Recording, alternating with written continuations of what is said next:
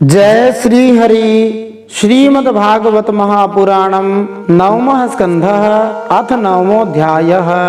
अब हम श्रीमद्भागवत महापुराण के नवे स्कंद में नवाही अध्याय सुनते हुए भगीरथ चरित्र और गंगा का पृथ्वी पर अवतरण इस प्रसंग का श्रवण करते हैं। श्री गणेशाय नमः, श्री सरस्वत्यै नमः, श्री गुरवे नमः, श्री पुराण पुरुषोत्तमाय नमः। पिछले नवे स्कंद के 8वें अध्याय में राजा सगर के चरित्र का श्रवण करते हुए हमने जाना हरिश्चंद्र के पुत्र रोहित के ही वंश के अंदर बाहुक नामक एक राजा हुए थे। शत्रुओं ने बाहुक से राज्य छीन लिया। तब वह अपनी पत्नी के साथ वन में चला गया।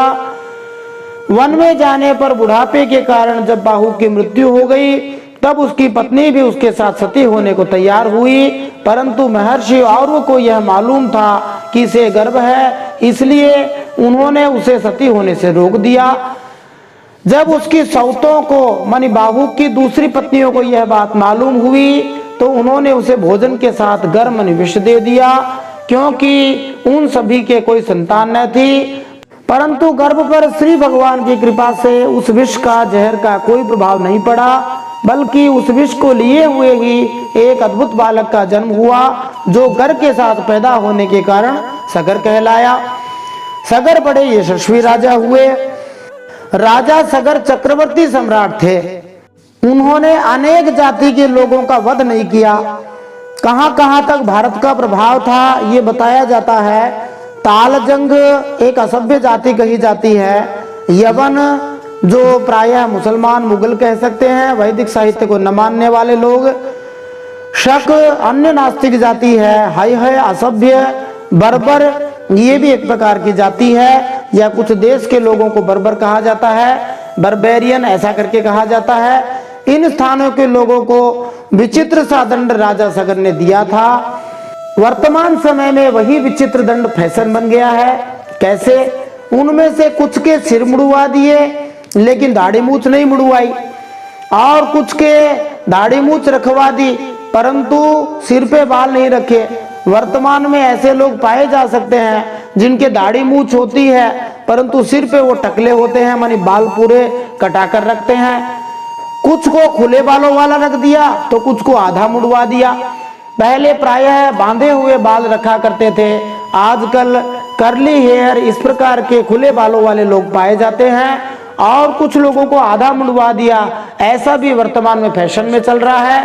लोग तरह तरह की सिर में डिजाइनें बनवाते हैं, और प्रायः सभी लोग इस प्रकार से कटिंग करवाते हैं कि चारों तरफ से वो आधे गंजे रहें, आधे उनके बाल रहें। अपने जान में वो फैशन करते हैं। प्राचीन समय में ये दंड दिया जाता था।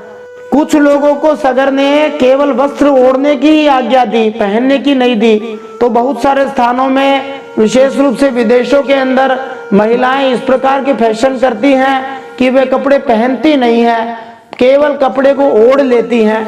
मानी उस प्रकार के विशेष कपड़े तैयार करवाए जाते हैं जिनको पहनते नहीं है, केवल ओढ़ते हैं। कुछ लोगों को लंगोटी पहनने को ही कहा, ओढ़ने को नहीं कहा। ऐसी भी फैशन विदेशों में चल रही है। विदेशों में प्रायः नग्न अवस्था के लोग घूमते हैं, जो केवल नाम मात्र का कपड़ा पहनते हैं और वो लंगोटी जैसा ही होता है, बाकी वो प्रायः नग्न अवस्था में रहते हैं। प्राचीन समय में ये दंड था, वर्तमान में फैशन है। साधारणतया आस्तिक भक्त लोगों को इस प्रकार की फैशन से अपने आप को बचाकर रखना चाहिए। राजा सगर ने औव ऋषि के उपदेश के अनुसार अश्वमेध यज्ञ के द्वारा संपूर्ण वेद एवं देवतामय भगवान श्री हरि की आराधना की। उसके यज्ञ में जो घोड़ा छोड़ा गया था उसे देवराज इंद्र ने चुरा लिया, और उस घोड़े को चुरा करके कपिल मुनि के आश्रम में बांध दिया। राजा सगर के जो पुत्र थे उन सब ने उस घोड़े को ढूंढने के लिए एक अभियान चलाया, और उनमें बल का खूब घमंड था, इसलिए पूरी पृथ्वी को खोद डाला। खोदते खोदते वे कपिल मुनि के आश्रम तक पहुंच गए। कहा जाता है इन्हीं राजा सगर की पृथ्वी खोदने के कारण पानी निकल आया, और उनके नाम से ही ये सागर कहलाए। ये सब बड़ी ही वैज्ञानिक क्रियाएं रही होंगी, इनको समझने के लिए उसी स्तर की बुद्धि चाहिए। जब ये सगर पुत्र जो 60,000 थे कपिल मुनि के आश्रम में जाकर देखते हैं कि घोड़ा बंधा हुआ है, कपिल मुनि आंख बंद करके ध्यान में बैठे थे, तब उन्होंने कहा ये तो हमारे घोड़े को चुराने वाला चोर है, इसे मार डालो मार डालो। कपिल मुनि ने अचानक अपनी पलकें खोली। इंद्र ने इन राजकुमारों की बुद्धि हर ली थी, इसीलिए उन्होंने कपिल मुनि जैसे महापुरुष का तिरस्कार किया।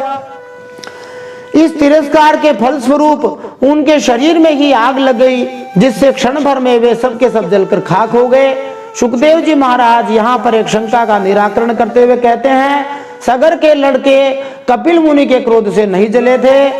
कपिल मुनि तो भगवान श्री विष्णु के अवतार शुद्ध सत्वगुण के परम आश्रय हैं। उन कपिल भगवान का शरीर तो संसार को पवित्र करता रहता है, उनमें भला क्रोध रूप तमोगुण की संभावना कैसे की जा सकती है?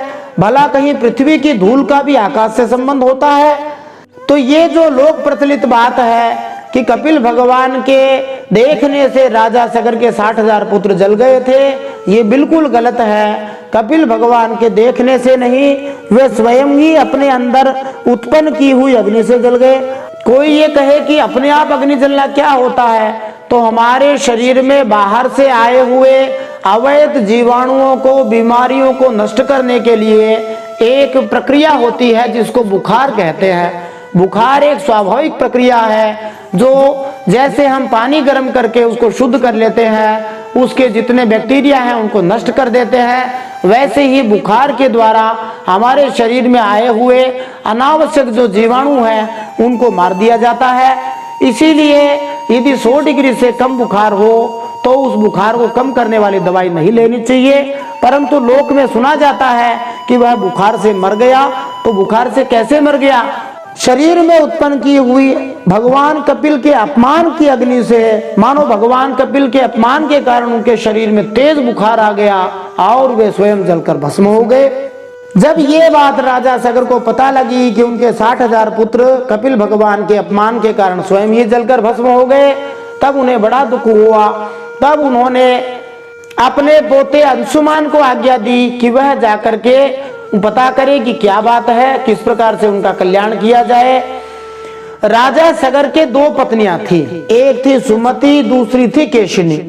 इन दोनों से एक बार उन्होंने कहा था, एक ऋषि ने विशेष प्रकार के 2 फल दिए थे और चूंकि केशिनी उनकी प्रिय रानी थी, उनसे पूछा गया था, यह कथा महाभारत में मिलती है कि तुम एक गुणी पुत्र चाहोगी अथवा 60,000 बिना गुण वाले पुत्र चाहोगी। उसने कहा था, मुझे तो एक गुणी पुत्र चाहिए। और कहा जाता है, वरम एको गुणी पुत्रो न च मूर्ख शतान्यपि, 100 मूर्ख बेटों की बजाय एक बुद्धिमान गुणवान बेटा पर्याप्त है। तब सुमति के गर्भ से 60,000 पुत्र हुए थे। ये भी एक अद्भुत विज्ञान की कला है, किस प्रकार से एक ही रानी के 60,000 पुत्र हुए। यहाँ तक अभी विज्ञान पहुंच भी नहीं सका है, विज्ञान की कोई कल्पना भी नहीं है। दूसरी पत्नी केशिनी के पुत्र हुए असमंजस। असमंजस शब्द का अर्थ होता है जो सदा ही कंफ्यूज्ड, भ्रमित रहे, परंतु ये भ्रमित थे नहीं, दूसरे को भ्रमित दिखाते थे। ये जाति स्मर कहलाते हैं, मानी इनको पूर्व जन्म की याद थी, पूर्व जन्म में एक योगी थे और भगवत गीता के वचनों के अनुसार शुचि नाम श्रीमताम गे योग भ्रष्टो विजायते, ये पवित्र कुल में पैदा होकर के आए थे और अपने आप को मुक्त करने के लिए इन्होंने खेल किया। वह बच्चों को पकड़ के नदी में डाल देते थे, पागल जैसे दिखते थे। तब इनके पिता ने इनको निकाल दिया था। जाते समय असमंजस ने उन सारे बच्चों को वापस जीवित कर दिया।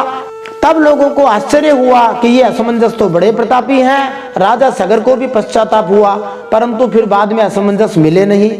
अंशुमान अपने चाचाओं को ढूंढने के लिए निकले और चाचाओं के द्वारा खोदे हुए समुद्र के किनारे किनारे चलकर उनके शरीर के भस्म के पास ही घोड़े को देखा। वहीं भगवान कपिल बैठे हुए थे। अंशुमान ने प्रेम से भगवान कपिल की स्तुति की और कहा कि इनका किस प्रकार से उद्धार हो, ये सब कैसे हो गया। कपिल भगवान ने कहा, ये स्वयं ही एक संत के अपमान के कारण जल गए हैं। अब इनके उद्धार का उपाय यही है कि इन जले हुए चाचाओं का उद्धार गंगा जल से होगा और कोई उपाय नहीं है। उस समय तक गंगा जल पृथ्वी पे नहीं बहता था। तब अंशुमान जी ने तपस्या करके गंगा जल लाने का निश्चय किया। अब हम श्रीमद् भागवत महापुराण के 9वें स्कंद के 9वें अध्याय में ही भगीरथ चरित्र और गंगा का पृथ्वी पर अवतरण, इस प्रसंग को सुनते हुए इन प्रश्नों के उत्तर प्राप्त कर सकते हैं। गंगा जी को लाने के लिए किस किस ने प्रयास किया, भगीरथ प्रयास किसे कहते हैं, गंगा जी के पापों को कौन धोते हैं, ये एक महत्वपूर्ण प्रश्न है। भगवान शंकर ने ही गंगा जी को अपने सिर पर क्यों धारण किया, ये एक महत्वपूर्ण प्रश्न है। गंगा जल में अस्थि विसर्जन कब से और क्यों किया जाता है, ये भी एक महत्वपूर्ण प्रश्न है, क्योंकि सभी लोग अपने मृतकों की अस्थि विसर्जन करने हरिद्वार जाते हैं। गंगा जी की इतनी महिमा है क्यों। फिर दूसरा पार्ट है जिसमें राजा सौदास का वर्णन आता है, उससे संबंधित प्रश्न है, राजा सौदास कौन था जो वशिष्ठ जी के शाप के कारण राक्षस बन गया था। एक मानव की हत्या पर फांसी की सजा क्यों होती है, ये भी एक महत्वपूर्ण प्रश्न है। सौदास ब्राह्मण और ब्राह्मणी का क्या प्रसंग है, राजा सौदास और पांडु दोनों को एक जैसा क्या शाप मिला हुआ था। अश्मक कौन था जो गर्भ में 7 वर्ष तक रहा था। फिर से भागवतम में जो विज्ञान है उसका उदाहरण यहाँ पर आया है। अंतिम प्रश्न, सम्राट खटवांग कौन थे जिन्होंने केवल 2 ही घड़ी में अपना कल्याण कर लिया था। तो आइए इन सब प्रश्नों के उत्तर आज के इस 9वें स्कंद के 9वें अध्याय में गंगा मैया के अवतरण के प्रसंग में सुनते हुए प्राप्त करते हैं। जय श्री हरि। नारायणं नमस्कृत्य नरं चैव नरोत्तमं देवीं सरस्वतीं व्यासं ततो जयमुदीरयेत्। भगवान श्री नरनारायण को प्रणाम करते हुए, श्री गणेश जी महाराज, माता सरस्वती, वेदव्यास भगवान को प्रणाम करते हुए, हृदयाराध्य श्री हरि चरणों में प्रणाम करते हुए, भगवत स्वरूप श्रीमद् भागवत को प्रणाम करते हुए, श्री सुखदेव जी और परीक्षित महाराज को प्रणाम करते हुए, गंगा मैया को प्रणाम करते हुए, अनंत कोटि सब संत महात्माओं वैष्णवों को प्रणाम करते हुए, अब हम श्रीमद् भागवत महापुराण के 9वें स्कंद में 9वां अध्याय सुनते हैं, जिसमें हम राजा भगीरथ के चरित्र का और गंगा मैया के अवतरण का प्रसंग सुनेंगे। श्रीमद् भागवत महापुराणम 9वां स्कंधः अथ 9मोऽध्यायः। श्री शुक उवाच अंशुमाश्च तपस्तेपे गंगा नयन काम्यया कालं महान्तं नाशक्नोत् ततः कालेन संस्थितः दिलीपस्तत्सुतस्तद्व दशक्तः कालमेघिवान् भगीरथस्तस्य पुत्रस्तेपे स सुमहत्तपः। श्री सुखदेव जी कहते हैं, हे परीक्षित, अंशुमान ने गंगा जी को लाने की कामना से बहुत वर्षों तक घोर तपस्या की, परंतु उन्हें सफलता नहीं मिली। समय आने पर उनकी मृत्यु हो गई। अंशुमान के पुत्र थे दिलीप, उन्होंने भी वैसे ही तपस्या की, परंतु वे भी असफल ही रहे। समय पर राजा दिलीप की भी मृत्यु हो गई। दिलीप के पुत्र थे भगीरथ, उन्होंने बहुत बड़ी तपस्या की। दर्शयामास तं देवी प्रसन्ना वरदा स्मिते इत्युक्तः स्वमभिप्रायं शशंसावनतो नृपः। कोऽपि धारयिता वेगं पतन्त्या मे महीतले अन्यथा भूतलं भिद्वा नृपयास्ये रसातलम्। भगीरथ की तपस्या से प्रसन्न होकर भगवती गंगा मैया ने उन्हें दर्शन दिया। बोल गंगा मैया की जय। और कहा कि मैं तुम्हें वर देने के लिए आई हूँ। उनके ऐसा कहने पर राजा भगीरथ ने बड़ी नम्रता से अपना अभिप्राय प्रकट किया कि आप मर्त्य लोक में चलिए। राजा का मंतव्य अपने उन पूर्वजों का उद्धार कराना था जो भगवान श्री कपिल का अनादर करने के कारण स्वयं ही भस्म हो गए थे। गंगा मैया ने कहा, जिस समय मैं स्वर्ग से पृथ्वी लोक पर आऊंगी उस समय मेरा वेग बहुत तेज होगा, उसे कोई धारण करने वाला होना चाहिए। यदि ऐसा नहीं हुआ तो मैं पृथ्वी को फोड़कर रसातल में अर्थात पाताल में चली जाऊंगी। किम चाहम न भुवम यास्ये नरामय्या मृजन्त्यघम मृजामि तदघम गोत्र राजंस्तत्र विचिन्त्यताम्। भगीरथ उवाच साधवो न्यासिनः शान्ता ब्रह्मिष्ठा लोक पावनाः हरन्त्यघं तेंग संगात तेष्वास्ते यगभिद्धरिः। फिर गंगा मैया ने कहा, इसके अलावा इस कारण से भी मैं पृथ्वी पर नहीं जा रही हूँ क्योंकि लोग मुझ में अपने पाप धोएंगे, फिर मैं उस पाप को कहाँ धोऊंगी। भगीरथ, इस विषय में तुम स्वयं विचार कर लो। ये एक महत्वपूर्ण बात गंगा मैया ने कही है कि जब लोग आकर के सारा पाप मेरे अंदर धोएंगे तब मेरे पाप कहाँ जाएंगे। भगवान किसी भी व्यक्ति के पापों के फलों को ग्रहण कर सकते हैं और उनका निराकरण भी कर सकते हैं क्योंकि वे सूर्य के समान पवित्र हैं जो कभी भी सांसारिक स्पर्श से दूषित नहीं होता। श्रीमद् भागवतम 10वें स्कंद 33वें अध्याय के 29वें श्लोक में कहा है, तेजी यशाम न दोषाय वन्य है सर्वभुजो यथा। जो अत्यंत शक्तिमान है वह किसी पाप कर्म से दूषित नहीं होता, किंतु यहाँ हम देखते हैं कि माता गंगा उन लोगों के पाप से बोझिल होने से भयभीत है जो उनके जल में स्नान करेंगे।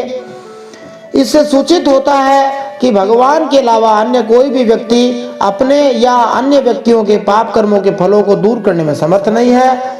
कदाचित गुरु को शिष्य बनाने के बाद उसके पिछले जन्म के अथवा पुराने पाप कर्मों का भार ग्रहण करना पड़ता है। फलस्वरूप पापों से बोझिल होने के कारण उस गुरु को भी कष्ट भोगना पड़ता है, पूर्ण रूप से नहीं तो आंशिक रूप में ही सही। अतएव शिष्य को चाहिए कि दीक्षा ग्रहण करने के पश्चात पाप कर्म करने के प्रति अत्यंत सतर्क रहे। बेचारा गुरु कृपावश शिष्य को स्वीकार करता है और शिष्य के पाप कर्मों को अंशतः भोगता भी है, किंतु श्री भगवान अपने दास पर कृपालु होने के कारण उस दास के पाप कृत्यों के फलों का निराकरण भी कर देते हैं जो उनकी महिमा का प्रचार करने में लगा रहता है। माता गंगा भी लोगों के पापों के फलों से भयभीत होने के कारण चिंतित थी कि वे इन पापों के भार को किस तरह वहन कर सकेगी। तब भगीरथ जी ने कहा था, जो भक्ति के कारण संत प्रकृति के हैं और संन्यास आश्रम में स्थित हैं, भौतिक इच्छाओं से मुक्त हैं, शुद्ध भक्त हैं तथा वेद वर्णित नियामक सिद्धांतों का पालन करने में कुशल हैं, वे सर्वदा महिमा मंडित हैं और शुद्ध आचरण वाले हैं तथा सभी पतित आत्माओं का उद्धार करने में समर्थ हैं। जब ऐसे सच्चे भक्त संत महात्मा आपके जल में स्नान करेंगे तो दूसरे लोगों के संचित पापों के फलों का निश्चय ही निराकरण होगा, क्योंकि ऐसे भक्तगण सदा ही भगवान को अपने हृदय में धारण करते हैं जो समस्त पापों को दूर कर सकते हैं। माता गंगा स्नान हेतु सबको सुलभ है, अतएव गंगा जल में न केवल पापी जन स्नान करेंगे अपितु हरिद्वार तथा अन्य तीर्थ स्थलों में जहां से होकर गंगा जी बहती है संत लोग तथा भक्तजन भी गंगा जल में स्नान करेंगे। भक्तगण तथा सन्यासी जन गंगा तक का उद्धार कर सकते हैं, जैसा कि श्रीमद् भागवतम प्रथम स्कंद 13वें अध्याय के 10वें श्लोक में कहा है, तीर्थी कुर्वन्ति तीर्थानि स्वांतस्थेन गदाभृता। चूंकि संत भक्तजन सदैव श्री भगवान को अपने हृदय में धारण करके रखते हैं, इसलिए वे तीर्थों को भी पवित्र करने वाले होते हैं, तीर्थों को भी समस्त पापों के फलों से शुद्ध कर सकते हैं। अतएव सामान्य लोगों को चाहिए कि वे संत पुरुषों का सदैव आदर करें। ऐसा आदेश है कि जैसे ही कोई किसी वैष्णव या सन्यासी का भक्त का दर्शन करे तो तुरंत उसे प्रणाम करे। यदि कोई ऐसा करना भूल जाए तो उसे उस दिन उपवास रखना चाहिए, यह वैदिक आदेश है। इसलिए मनुष्य को चाहिए कि भक्तों या संतों के प्रति अपराध बिल्कुल न करे। यद्यपि प्रायश्चित की विधियां बताई गई हैं, किंतु वे पापों के फलों को धोने में पर्याप्त नहीं है। मनुष्य केवल भक्ति के द्वारा सभी पापों के फलों से छूट सकता है, जैसा अजामिल के प्रसंग में वर्णन किया गया है। केचित केवलया भक्त्या वासुदेव परायणाः अगम धुन्वन्ति कार्ष्णेन निहारं इव भास्करः। केवल ऐसा व्यक्ति जिसने भगवान को ही अपना आश्रय मान लिया है, उनकी भक्ति स्वीकार कर ली है, पाप कर्म रूपी खरपतवारों को समूल नष्ट कर सकता है ताकि वे पुनः उभर कर न आए। जिस प्रकार भगवान सूर्य अपने किरणों से कोहरे को तुरंत नष्ट कर देता है, उसी तरह ऐसा मनुष्य भक्ति के द्वारा अपने पापों को तुरंत मूल सहित नष्ट कर सकता है। फिर भगीरथ जी कहते हैं, धारयिष्यति ते वेगं रुद्रस्त्वात्मा शरीरिणाम यस्मिन्नोतमिदं प्रोतं विश्वं शाटीव तन्तुषु इत्युक्त्वा स नृपो देवं तपसा तोषय शिवं कालेनाल्पीयसा राजंस तस्येषः समतुष्यत। भगीरथ जी कहते हैं सभी प्राणियों की आत्मा भगवान शंकर तुम्हारा वेग धारण कर लेंगे, क्योंकि जैसे साड़ी सूतों में ओतप्रोत है वैसे ही यह सारा विश्व भगवान रुद्र में ही ओतप्रोत है। गंगा नदी शिव जी के सिर पर स्थित मानी जाती है। शिव पूर्ण पुरुषोत्तम भगवान के अवतार है जो विभिन्न शक्तियों से संपूर्ण विश्व को धारण करते हैं। ब्रह्म संहिता में भगवान शिव का वर्णन इस प्रकार हुआ है। क्षीरम यथा दधि विकार विशेष योगात् संजायते नहि तथा पृथगस्ति हेतो यः शंभुतामपि तथा समुपैति कार्यात् गोविंदमादि पुरुषम तमहं भजामि। जब दूध में जामन डाला जाता है तो यह दही में बदल जाता है, किंतु वास्तव में यह दही दूध के अलावा और कुछ नहीं होता। इसी तरह पूर्ण पुरुषोत्तम भगवान श्री गोविंद भौतिक व्यवहार के उद्देश्य से शिव जी का रूप धारण करते हैं। मैं भगवान श्री गोविंद के चरण कमलों को सादर नमस्कार करता हूँ। शिव जी उसी प्रकार भगवान है जिस तरह दही दूध है भी और नहीं भी। भौतिक जगत के पालन के लिए ब्रह्मा जी, श्री विष्णु तथा महेश्वर ये तीनों अवतार हैं। शिव जी श्री विष्णु के तमोगुणी अवतार हैं। यह जगत प्रधानतः तमोगुणी है, इसलिए शिव की उपमा यहाँ विश्व के अक्षांश देशांतर से की गई है जो वस्त्र के तानों बानों के समान बने हैं। फिर गंगा जी से इस प्रकार कहकर राजा भगीरथ जी तपस्या के द्वारा थोड़े ही दिनों में भगवान शंकर को प्रसन्न कर लेते हैं। यहाँ पर भगवान शंकर के लिए आश्वतुष्यत शब्द सूचित करता है कि शिव जी तुरंत संतुष्ट हो गए। इसलिए शिव का अन्य नाम आशुतोष है। आशु मने जल्दी, तोष मने प्रसन्न होने वाले। भौतिकवादी लोग शिव के प्रति इतने अनुरक्त इसीलिए रहते हैं क्योंकि वे भक्तों के सुख दुख का विचार किए बिना तुरंत ही हर किसी को और सभी को वर दे देते हैं। यद्यपि भौतिक इच्छा रखने वाले लोग ये जानते हैं कि भौतिक सुख कुछ नहीं है, मात्र दुख का दूसरा पहलू है, फिर भी वे उसकी कामना करते हैं और इसे तुरंत पाने हेतु शिव को पूजते हैं। हम देखते हैं कि प्राय भौतिकवादी लोग अनेक देवी देवताओं की विशेष रूप से शिव जी तथा माता दुर्गा की पूजा करते हैं। वे आध्यात्मिक सुख की कामना नहीं करते क्योंकि उनको यह लगभग अज्ञात है। किंतु यदि कोई सचमुच आध्यात्मिक सुख चाहता है तो उसे भगवान श्री विष्णु की शरण ग्रहण करनी चाहिए, क्योंकि स्वयं भगवान श्री कृष्ण कहते हैं तुम मेरी शरण में आ जाओ, मैं तुम्हारा उद्धार कर दूंगा। तो भगवान शंकर को प्रसन्न कर लिया। तथेति राज्ञाभीतं सर्वलोकहितः शिवः दधारावहितो गंगां पादपूतजलां हरेः भगीरथः स राजर्षिर्निन्ये भुवन पावनीं यत्र स्वपितॄणां देहा भस्मीभूताः श्मशेरते। भगवान शंकर तो संपूर्ण विश्व के हितैषी हैं। राजा की बात उन्होंने तथास्तु कहकर स्वीकार कर ली। फिर शिवजी ने सावधान होकर गंगा जी को अपने सिर पर धारण किया। क्यों न हो, भगवान के चरणों का संपर्क होने के कारण गंगा जी का जल परम पवित्र हो गया। इसके बाद राजर्षि भगीरथ त्रिभुवन पावनी गंगा जी को वहां ले गए जहां उनके पितरों के शरीर राख के ढेर बने पड़े थे। रथेन वायुवेगेन प्रयान्त मनुधावती देशान् पुनन्ति निर्दग्धा नासिञ्चत् सगरात्मजान् यज्जलस्पर्शमात्रेण ब्रह्मदण्डहता अपि सगरात्मजादिवं जग्मुः केवलं देहभस्मभिः। भगीरथ जी वायु के समान वेग से चलने वाले रथ पर सवार होकर आगे आगे चल रहे थे। पीछे पीछे मार्ग में पड़ने वाले देशों को पवित्र करती हुई गंगा मैया दौड़ रही थी। इस प्रकार गंगा सागर संगम पर पहुंचकर उन्होंने सगर के जले हुए पुत्रों को अपने जल में डुबा दिया। यद्यपि सगर के पुत्र ब्राह्मण के अर्थात कपिल भगवान के तिरस्कार के कारण भस्म हो गए थे, इसलिए उनके उद्धार का दूसरा कोई उपाय न था। फिर भी केवल शरीर की राख के साथ गंगा जल का स्पर्श हो जाने से ही वे स्वर्ग में चले गए। गंगा मैया की पूजा गंगा जल से ही की जाती है। भक्त गंगा से थोड़ा जल लेकर पुनः उसे गंगा जी में चढ़ा देता है। भक्त के गंगा जी में से जल लेने से न तो गंगा का पानी कम होता है, न ही गंगा का जल पुनः गंगा में डालने से उसका पानी बढ़ता है। पर इस प्रकार गंगा के आराधक लाभान्वित होते हैं। इसी प्रकार जब भक्त श्री भगवान को भक्ति पूर्वक पत्र पुष्प फल जल अर्थात कुछ भी चढ़ाता है तो प्रत्येक वस्तु श्री भगवान के होने से न तो कोई त्यागने का प्रश्न उठता है न स्वीकारने का। मनुष्य को केवल भक्ति योग की प्रक्रिया का लाभ उठाना चाहिए, क्योंकि इसका पालन करने से किसी का कुछ जाता नहीं, प्रत्युत शुद्ध पुरुष की कृपा प्राप्त हो जाती है। भस्मी भूतांग संगेन स्वर्यातः सगरात्मजाः किं पुनः श्रद्धया देवीं ये सेवन्ते धृतव्रताः न ये तत्परमाश्चर्यं स्वरधुन्याय दिहोदितम् अनंत चरणाम्भोज प्रसूताया भवच्छिदः।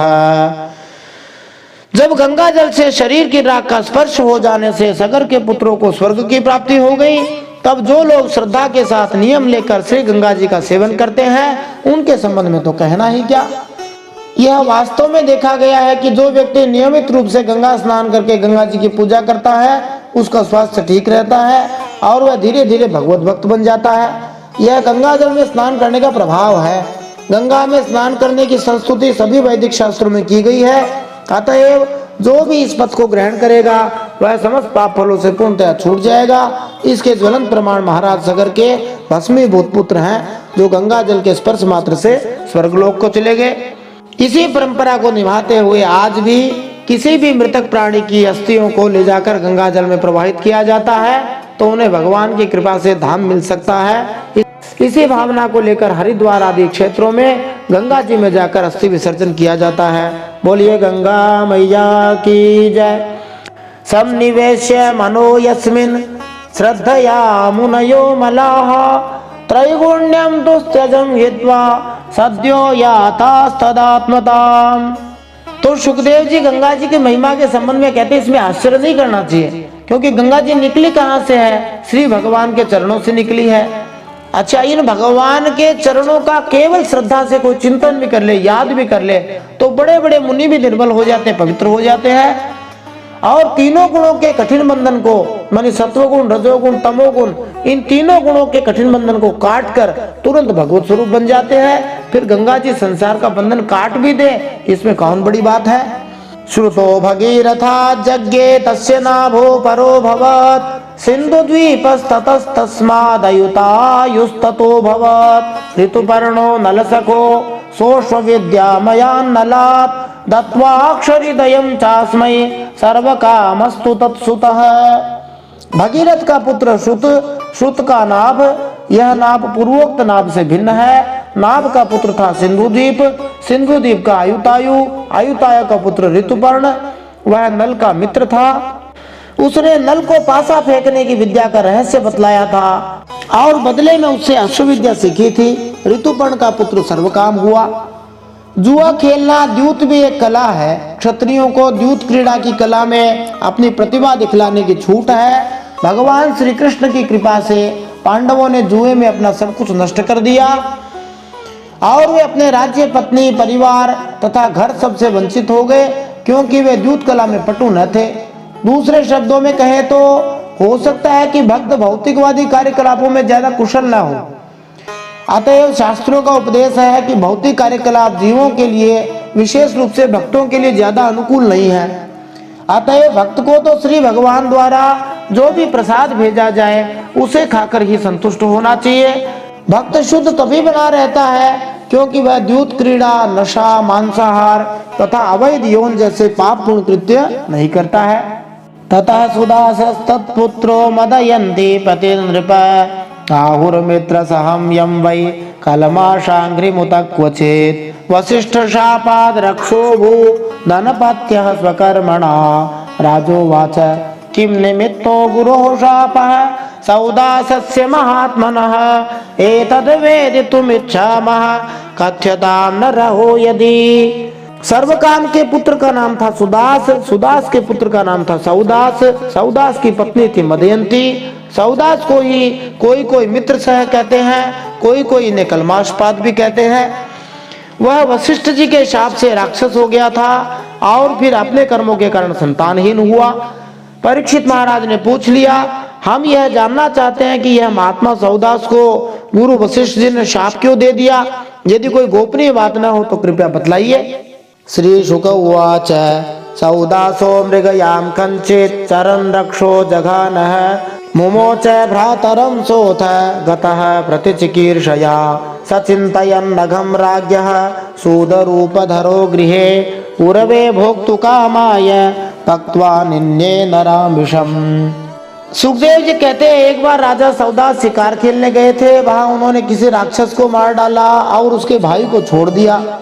उसने राजा के इस काम को अन्याय समझा और उनसे भाई की मृत्यु का बदला लेने के लिए रसोइये का रूप धारण करके उनके घर गया। जब एक दिन भोजन करने के लिए गुरु वशिष्ठ जी राजा के यहाँ आए तब उसने मनुष्य का मांस रांध कर उन गुरु जी को परस दिया। परिवेक्ष्यमाणं भगवान विलोक्या भक्ष्यमंजसा राजानमशपथ क्रुद्धो रक्षो एवं भविष्यसि रक्षः कृतं तद्विदित्वा चक्रे 12 वार्षिकं सोऽप्यपोऽञ्जलिनादाय पुरुं शप्तुं समुद्यतः। जब सर्वसमर्थ वशिष्ठ जी ने देखा कि परोसी जाने वाली वस्तु तो नितांत अभक्ष्य है अर्थात मांस है जो खाने योग्य नहीं है, तब उन्होंने क्रोधित होकर राजा को शाप दिया कि जा इस काम से तू राक्षस हो जाएगा। जब उन्हें यह बात पता लगी कि यह काम तो राक्षस का है राजा का नहीं, तब उन्होंने इस शाप को केवल 12 वर्ष के लिए सीमित कर दिया। उस समय राजा सौदास भी अपनी अंजलि में जल लेकर गुरु वशिष्ठ को शाप देने के लिए तैयार हो गए। वारितो मदयन्त्यापो रुषति पादयोर्जहौ दिशः खमवनीं सर्वं पश्यन् जीवमयं नृपः राक्षसं भावमापन्नः पादे कल्मषतां गतः व्यवाय काले ददृशे वनौको दंपति द्विजौ। परंतु उनकी पत्नी मदयंती ने उन्हें ऐसा करने से रोक दिया। इस पर सौदास ने विचार किया कि दिशाएं आकाश और पृथ्वी सबके सब तो जीवमय ही है, तब यह तीक्ष्ण जल कहाँ छोड़ूं जो उन्होंने हाथ में ले लिया था। अंत में उन्होंने उस जल को अपने पैरों पर ही डाल लिया। इसी से उनका नाम मित्र से हुआ। उस जल से उनके पैर काले पड़ गए थे, इसलिए उनका नाम कल्माशपाद हुआ। अब वे राक्षस हो चुके थे। एक दिन राक्षस बने हुए राजा कल्माशपाद ने एक वनवासी ब्राह्मण दंपति को सहवास के समय देख लिया। क्षुधार्थो जगृहे विप्रम तत्पत्न्याः कृतार्थवत् न भवान राक्षसः साक्षा दीक्ष्वा पूर्णां महारथः मदयन्त्याः पतिर्वीर नाधर्मं कर्तुमर्हसि देहि मे पत्यकामाया अकृतार्थं पतिं द्विजम्। कल्माशपाद को भूख तो लगी ही थी, उसने ब्राह्मण को पकड़ लिया। ब्राह्मण पत्नी की कामना अभी पूर्ण नहीं हुई थी। उसने कहा, राजन आप राक्षस नहीं हैं, आप महारानी मदयंती के पति और इक्ष्वाकु वंश के वीर महारथी हैं। आपको ऐसा अधर्म नहीं करना चाहिए। मुझे संतान की कामना है और इस ब्राह्मण की भी कामना अभी पूर्ण नहीं हुई है, इसलिए आप मुझे मेरा यह ब्राह्मण पति वापस दे दीजिए।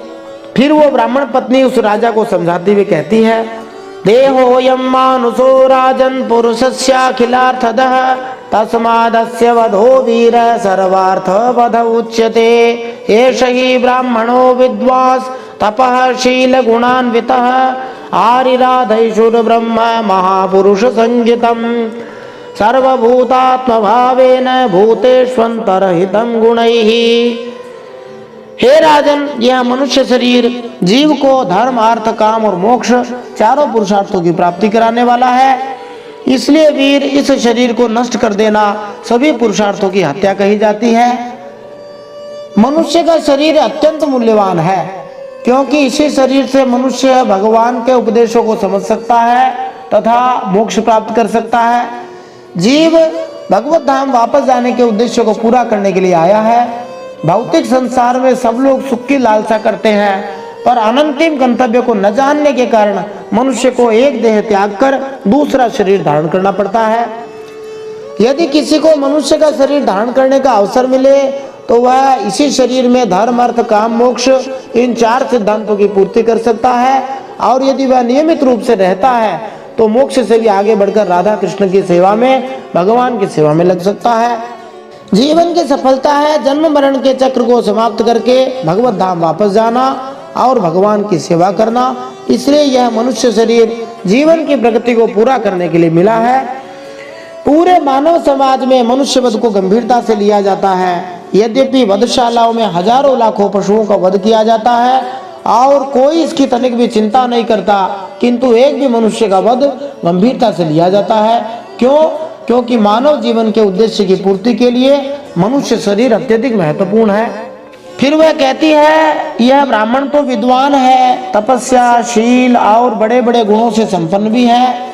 यह उन पुरुषोत्तम परब्रह्म की समस्त प्राणियों के आत्मा के रूप में आराधना करना चाहता है, जो समस्त पदार्थों में विद्यमान रहते हुए भी उनके पृथक पृथक गुणों से छिपे हुए हैं।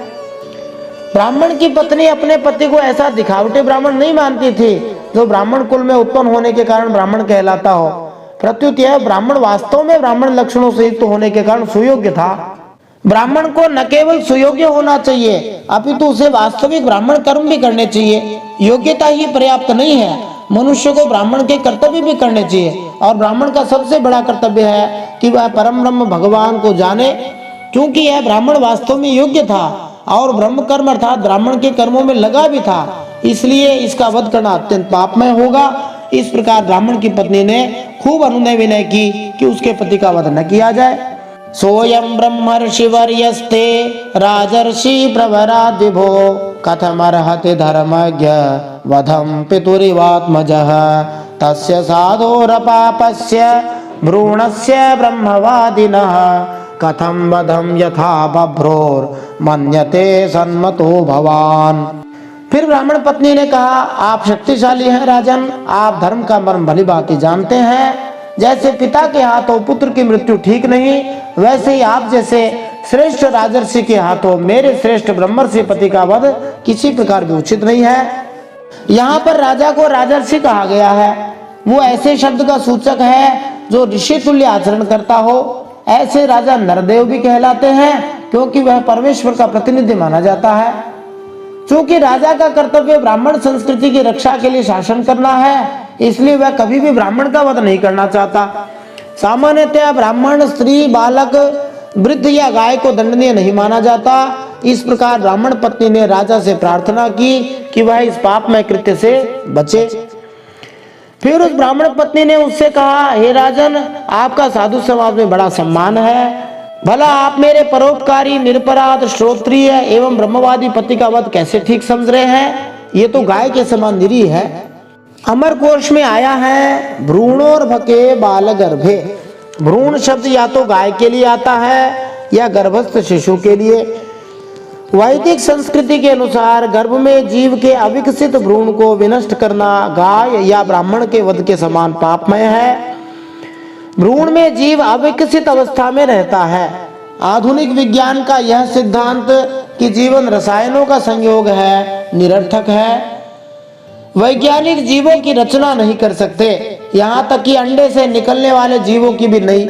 यह विचार है कि वैज्ञानिक ऐसी रासायनिक परिस्थिति उत्पन्न कर सकते हैं जो अंडे के समान हो और फिर उसमें जीवन डाल सकते हैं, निरर्थक है।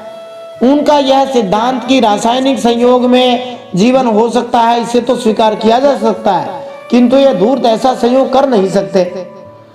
इस श्लोक में भ्रूण से वधम आया है, जिसका अर्थ है भ्रूण हत्या। यह वैदिक साहित्य से आई हुई चुनौती है। यह समझना कि जीव पदार्थ का संयोग है अत्यंत भोंडा तथा नास्तिकतापूर्ण है और नितांत अज्ञान का सूचक है। फिर ब्राह्मण पत्नी आगे उस राजा को समझाते हुए कहती है कि इस पाप से बचो। यद्ययं क्रियते भक्षस तर्हि मां खाद पूर्वतः न जीविष्ये विना येन क्षणं च मृतकं यथा एवं करुण भाषिण्या विलपन्त्या अनाथवत् व्याघ्रः पशुमिवाखादत् सौदासः शापमोहितः। वो कहती है, फिर भी यदि आप इन्हें खाना ही चाहते तो पहले मुझे खा लीजिए, क्योंकि अपने पति के बिना मैं मुर्दे के समान हो जाऊंगी और एक क्षण में जीवित न रह सकूंगी। वास्तव में यदि पति मर जाता है तो पत्नी मुर्दे की तरह ही हो जाती है। ब्राह्मण पत्नी द्वारा इस संस्कृति की इस मूल तत्व की आधारभूत भावना की अभिव्यक्ति हुई है। पति विहीन स्त्री शवतुल्य हो जाती है।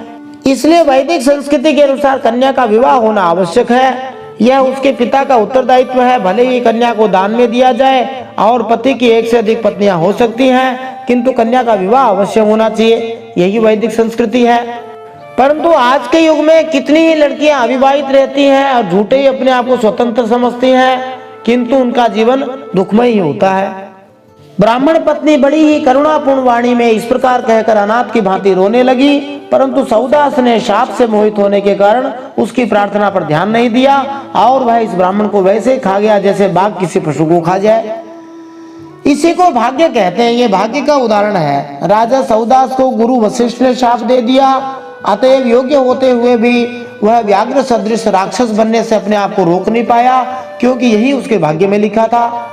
श्रीमद् भागवतम में कहा है, तल्लभ्यते दुःखवद अन्यतः सुखम। जिस प्रकार भाग्य के द्वारा मनुष्य संकट में फंसता है, उसी तरह भाग्य से वह सुख भी प्राप्त कर सकता है। भाग्य अत्यंत प्रबल होता है, किंतु यदि मनुष्य भगवान की भक्ति को प्राप्त कर लेता है तो वह भाग्य को बदल भी सकता है। जैसा ब्रह्म संहिता में कहा है, कर्माणि निर्दहति किंतु च भक्ति भाजाम। और एक दूसरी बात यहाँ ध्यातव्य है कि मनुष्य को पहले पाप कर्म से बचना चाहिए। इसने एक बार पाप कर्म करके राक्षस का शरीर प्राप्त कर लिया और श्राप के कारण से फिर से शाप प्राप्त करेगा।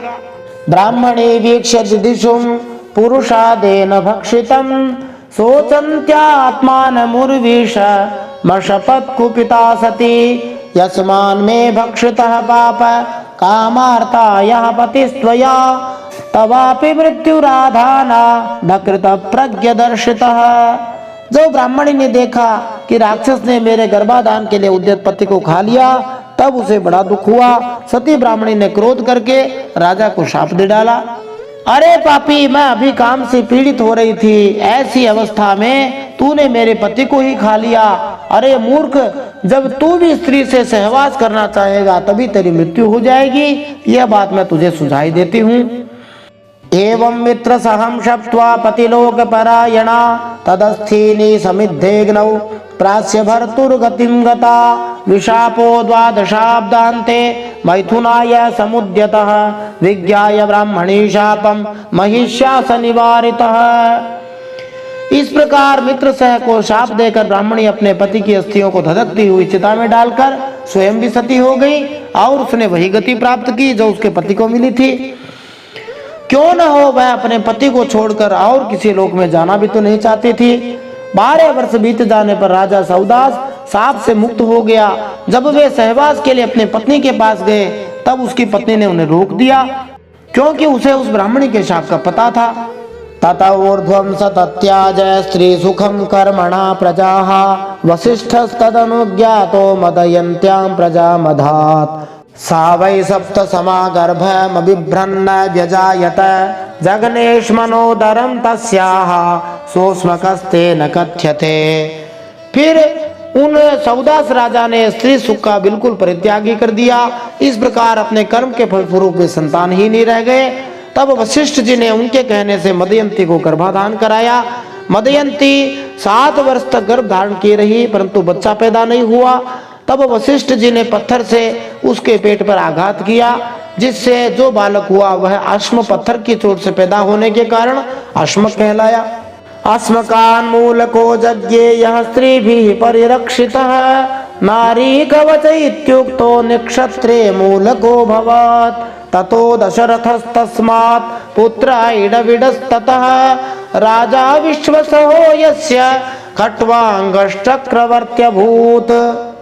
अश्मक से मूलक का जन्म हुआ। जब परशुराम जी पृथ्वी को क्षत्रियहीन कर रहे थे तब स्त्रियों ने उसे छिपा कर रख लिया था। इसी से उसका एक नाम नारी कवच भी हुआ। उसे मूलक इसलिए कहते हैं कि वह पृथ्वी के क्षत्रियहीन हो जाने पर उस वंश का मूल प्रवर्तक बना। मूलक के पुत्र हुए दशरथ, दशरथ के आइडविड। ये दशरथ भिन्न है, राम जी के पिता नहीं है। दशरथ के पुत्र हुए आइडविड, आइडविड के राजा विश्वसह, विश्वसह के पुत्र ही चक्रवर्ती सम्राट खट्वांग हुए।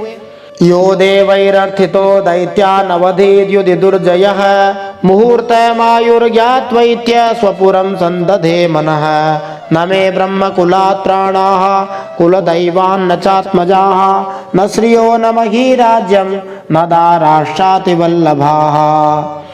खट्वांग राजा ऐसे थे, युद्ध में उन्हें कोई जीत नहीं सकता था। उन्होंने देवताओं की प्रार्थना से दैत्यों का वध किया था। जब उन्हें देवताओं से यह मालूम हुआ कि अब मेरी आयु केवल 2 ही घड़ी बाकी है, तब वे अपनी राजधानी वापस लौट आए और अपने मन को भगवान में लगा दिया। महाराज खटवांग द्वारा भक्ति में लगने का उदाहरण अत्यंत प्रतिभाशाली है। महाराज खटवांग ने मात्र एक पल श्री भगवान की भक्ति की थी, किंतु फिर भी उन्हें भगवत धाम प्राप्त हुआ। इसलिए यदि कोई अपने जीवन के प्रारंभ से ही भक्ति करे तो वह निश्चित रूप से भगवत धाम जाएगा।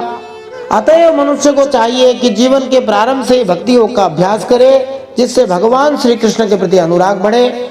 यदि कोई रोज मंदिर जाकर भगवान का दर्शन करे, पूजा करके भेंट चढ़ाए, श्री भगवान के पवित्र नाम का जप करे, यथासंभव श्री भगवान की महिमा का प्रचार करे, तो वह भगवान श्री कृष्ण से अनुरक्त हो जाता है। यह अनुराग आसक्ति कहलाती है। जब मनुष्य का मन भगवान श्री कृष्ण में आसक्त होता है तो वह जीवन के उद्देश्य को एक ही मनुष्य जीवन में पूरा कर सकता है। यदि वह इस अवसर को हाथ से खो देता है तो उसे पता नहीं रहता कि वह कहाँ जा रहा है। जन्म मरण के चक्र में वह कब तक बंधा रहेगा और उसे पुनः कब मनुष्य जीवन मिलेगा और कब भगवत धाम जाने का अवसर प्राप्त होगा।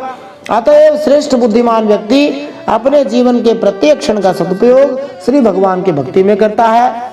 राजा खटवांग मन ही मन सोचने लगे, मेरे कुल के इष्ट देवता है ब्राह्मण, उनसे बढ़कर मेरा प्रेम अपने प्राणों पर भी नहीं है। पत्नी, पुत्र, लक्ष्मी, राज्य और पृथ्वी भी मुझे उतने प्यारे नहीं है। खटवांग ब्राह्मण संस्कृति के पक्षपाती थे। एक मुहूर्त शेष रहने के समय भगवान की पूर्ण शरणागति में अपना लगना चाहते थे। भगवान श्री कृष्ण भी गाय और ब्राह्मण के भक्त हैं। कृष्ण भक्त भी ब्राह्मण संस्कृति के प्रति अत्यधिक आसक्त रहता है। निस्संदेह ऐसा कुशल व्यक्ति जो यह जानता है कि भगवान श्री कृष्ण कौन है और वे क्या चाहते हैं, वही वास्तविक ब्राह्मण है। भगवान श्री कृष्ण परब्रह्म है। अतएव समस्त भगवान श्री कृष्ण के भक्त पूज्य ब्राह्मण ही हो सकते हैं। न बाल्येऽपि मतिर्मय्य मधर्मे रमते क्वचित् नापश्यमुत्तम श्लोकादन्यत् किंचन वस्त्वहं देवहि कामवरो दत्तो मह्यं त्रिभुवनेश्वरैः न वृणेतमहं कामं भूत भावन भावनः। खटवांग ने सोचा, उनका मन बचपन में भी कभी अधर्म की ओर नहीं गया। मैंने पवित्र कीर्ति भगवान के अलावा और कोई वस्तु भी कभी चाहिए नहीं। वे जानते थे कि भगवान की तुलना में कोई वस्तु नहीं है, न ही संसार की किसी भी वस्तु को श्री भगवान से संबद्ध मानना चाहिए। भक्त धनार्जन में लगा हो सकता है, खूब रुपया कमा सकता है, लेकिन उस धन का उपयोग बड़े बड़े मंदिर बनवाकर श्री भगवान का विग्रह स्थापित करके भगवान की भक्ति का प्रचार करने में लगा रहता है।